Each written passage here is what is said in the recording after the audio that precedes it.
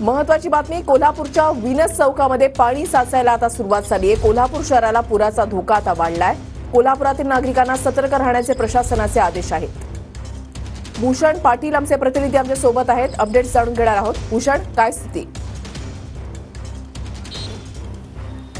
कोल्हापुरातील पूरस्थिती आता हळूहळू गंभीर होताना पाहायला मिळते। कोल्हापूर शहराच्या सखल भागात काल पाणी साचायला सुरुवात झालेलं होतं आणि त्यानंतर आता कोल्हापूरच्या मुख्य चौकांमध्ये हे सगळं पाणी यायला सुरुवात झालेलं आहे। मी आता आहे व्हिनस कॉर्नर चौकामध्ये आणि इथली दृश्य आपण बघू शकतो। व्हिनस कॉर्नरच्या तीनही बाजूला पाण्याचा वेढा आहे तो पडलेला आहे आणि हळूहळू या पाणी पातळीमध्ये वाढच होत असतानाचं चित्र पाहायला मिळतंय। खरं तर स्टेशन रोडवरून हा मुख्य रस्ता आहे। व्हिनस कॉर्नर हा एक प्रमुख चौक मानला जातो आणि या चौकातच आपण बघू शकतो आता कशा पद्धतीनं पाणी साचायला सुरुवात झालेली आहे। आपण जर बघितलं तर याच व्हिनस कॉर्नरच्या एका बाजूला आपण बघतोय जवळपास 8 ते 10 फुटाचं पाणी आपल्याला पाहायला मिळतंय। या अशीच जर पाणी पातळी वाढत राहिली तर हे पाणी मुख्य चौकापर्यंत हे सगळं पाणी आहे ते येणार आहे आणि त्यामुळे कोल्हापूरची परिस्थिती अजूनच गंभीर बनणार आहे। आपण जर बघितलं तर राधानगरी धरणातून पाण्याचा विसर्ग जो आहे तो अजूनही सुरू आहे आणि त्यामुळे पंचगंगा नदीच्या पातळीमध्ये अजूनही वाढ होणार आहे। सध्या पंचगंगा नदी